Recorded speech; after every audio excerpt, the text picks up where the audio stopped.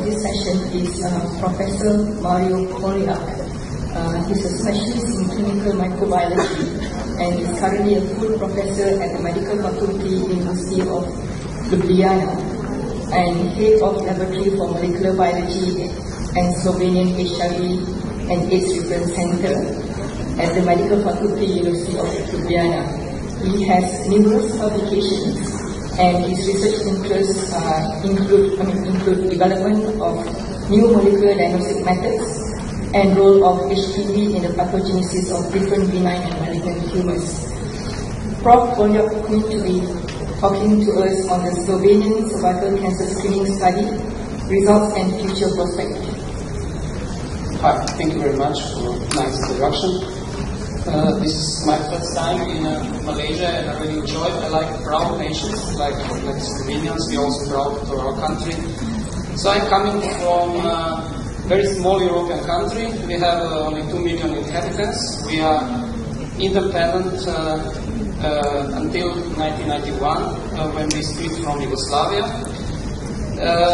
We are a member of the European Union and also NATO member, and we use euro as the currency.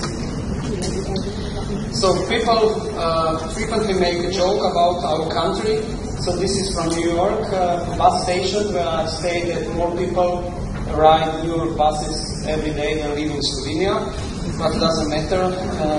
We don't care about these jokes because in several aspects we live a better life than Americans. So this, first of all, I would like just to go quickly through our efforts which we did in the past 50 years to try to control cervical cancer in our country. So we introduced classical Papa Nicolau smear cervical screening in 1962 as a fourth country in the Europe. So this screening was opportunistic. This is the incidence rate of cervical cancer in our country from 62. So we achieved to reduce the incidence rate somewhere around 7.5, and then suddenly from unknown reasons the cancer incidence started to increase, and in 1997 we were almost on 12.5. So we decided we need to change the system.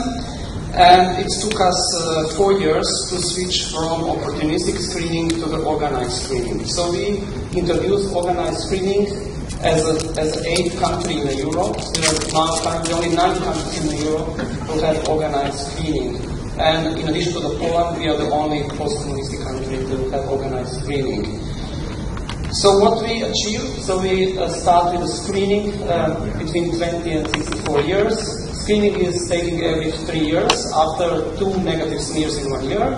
We use still conventional cytology, and cytology is read by certified cytologists. So these are the absolute numbers of the cervical cancer per year, and you see just by switching from opportunistic to the organized screening and increasing the coverage rate from somewhere 38% to the 72% here, we reduce the number of the cancers for almost half. So it's just for the same amount of money. So this is the most interesting thing, is that we screen the same number of the women here and here, but because we pay, our insurance company pay only every 3 years cytological screening, with the same number of Papa Nicolau smears in organized way, we reduce the number of the cancers for the half. So the second step was introduction of the National Hpv Immunization Program. In 2009, we started to vaccinate 12-year-old girls free of charge. So this is the results of our first year. So we were able to vaccinate 48% in total countries. So in some parts of Slovenia, the coverage rate, the vaccination rate was not better. And then in 2010, we introduced reimbursement for Hpv testing for ASCO triage, LCF triage above 35 years, and CR1 triage. And this year, we introduced also reimbursement for Hpv testing as a test of cure.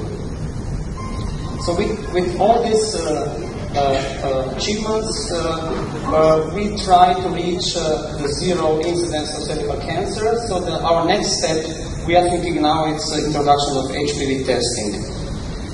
So for this reason, we started Slovenia National HPV Prevalence Study. So there are two main aims of this study: to establish pre-vaccination prevalence and distribution of the high-risk HPV types in Slovenian women, and to evaluate one of the new HPV tests, which is based on real-time PCR, real-time HPV high-risk test, Abbott, and standard Hpv capture to test in cervical screening settings.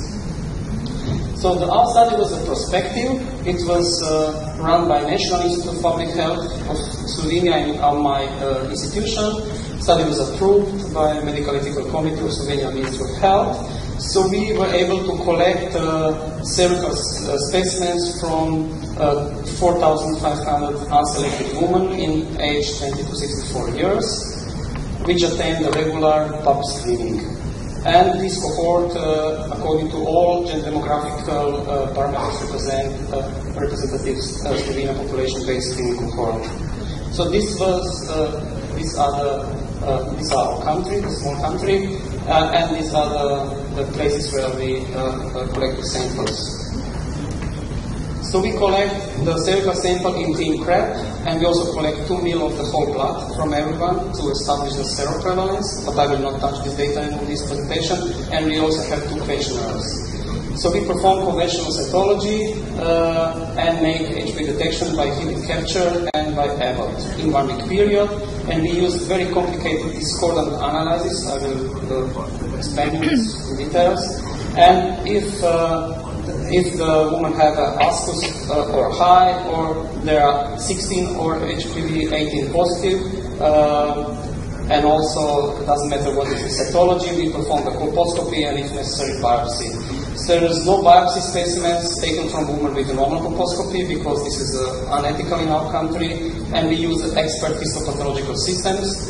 That means that every single lesion was confirmed by two and in some cases 3 independent professional histopathologists.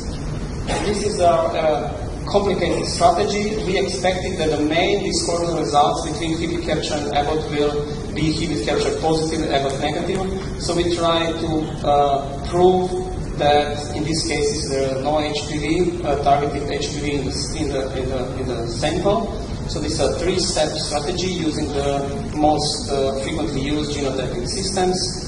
And we show that our 3-step strategy is 100% specific and sensitive on the World WHO LabNet panel from 2010. So just to show you quickly the results of the prevalence and distribution of genotypes. So this is a busy slide, but what I would like to show you here is the prevalence, average prevalence of any high-risk HPV was almost 13%. In all cohort and 10.7% in those with the normal cytology. So the most frequent genotype was HPV 16.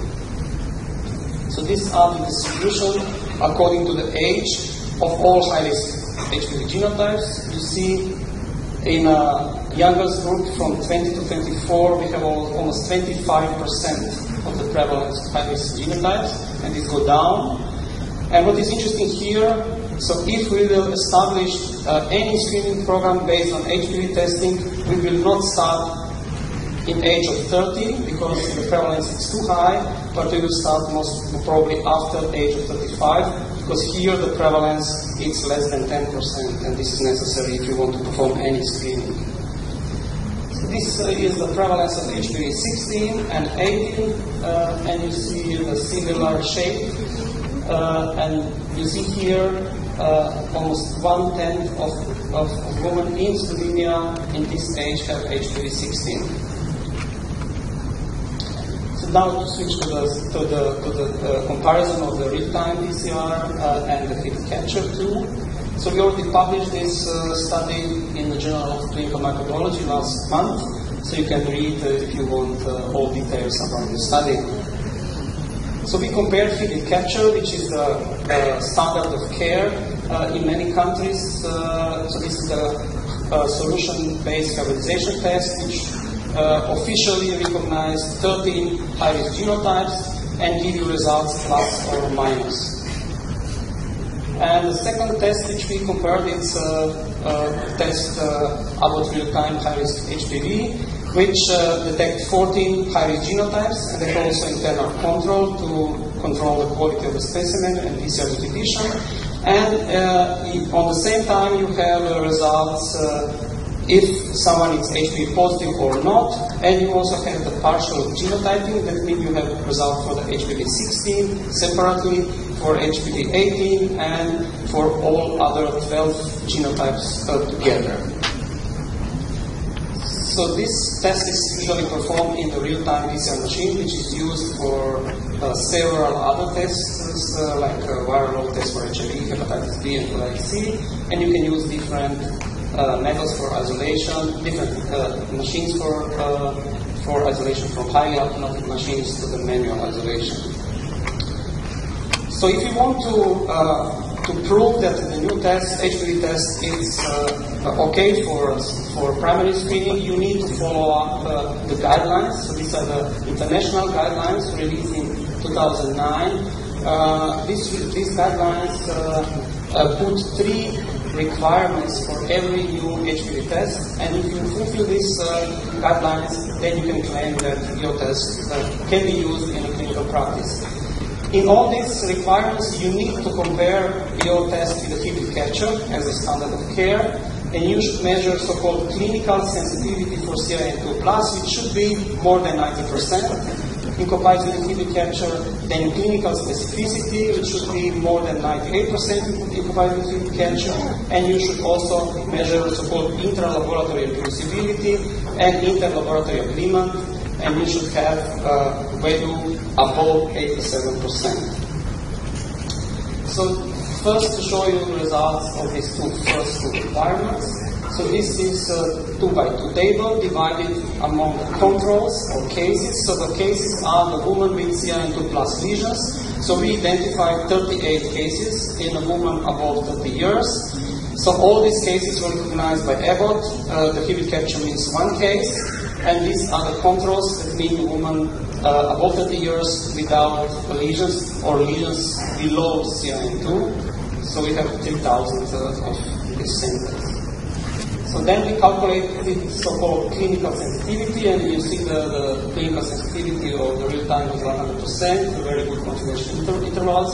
And we use 2 different cutoff ratios for Hpv capture, and clinical sensitivity was similar as Abbott clinical sensitivity, and clinical specificity was slightly better than the specificity of Hpv capture.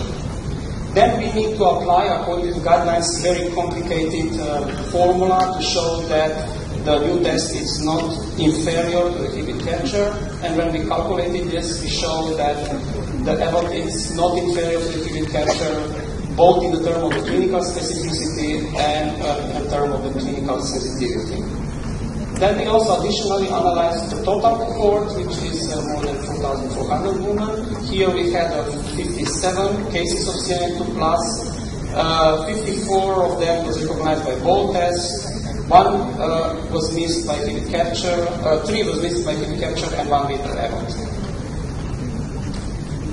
So here the clinical sensitivity was also very high, both for the real time and also for the Hpv capture on the both cutoff values, and also clinical specificity was slightly better for Abbott in comparison with the Hpv capture. So something about analytical comparison.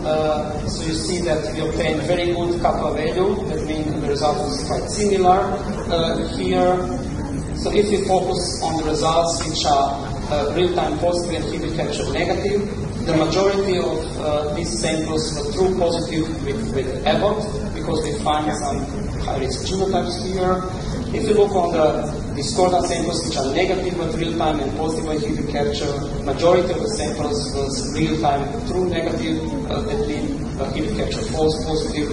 This result was expected because our group in 2002 showed that Hpv capture, in addition to the 13 genotypes, recognized several other genotypes which are not in the high-risk cocktail. So this is the list of the genotypes, 31 genotypes, several low-risk genotypes are recognized by Hpv capture, unfortunately. So we also perform intra-laboratory and inter-laboratory comparison on 500 samples, and the results were very good for inter-laboratory reproducibility in my laboratory, in the laboratory in Hanover, Germany, and also the comparison between two labs was very high. So with this, with our study, we proved that the efforts fulfill all three criteria of the guidelines, and we can say that real-time is reliable and robust HPV assay clinically comparable to Hpv capture for detection of CID2 plus lesions in the screening settings. And now we know that in addition to the Hpv capture, three additional tests fulfill the guidelines criteria: real-time from Abbott, Cobas from Roche, and Optima from GeneProbe. There is also another FDA-approved test. This is the Cervical test from Hologic, but there is no published data which show that this test fulfill the guidelines criteria. So just to finish with the financial support, the study was supported by our National Institute of Public Health, my institution, and Abbott Molecular, who was not involved in any study design, data collection, or the manuscript writing. So these are the clinicians which collect the specimens. This is my laboratory, epidemiologist, biostatistics, pathology department, and this guy who traveled a lot transporting the specimens to my laboratory. So if you find the time to visit my country, we will welcome you. So this is our most famous lake during the summer and during the winter. Thank you very much for your attention.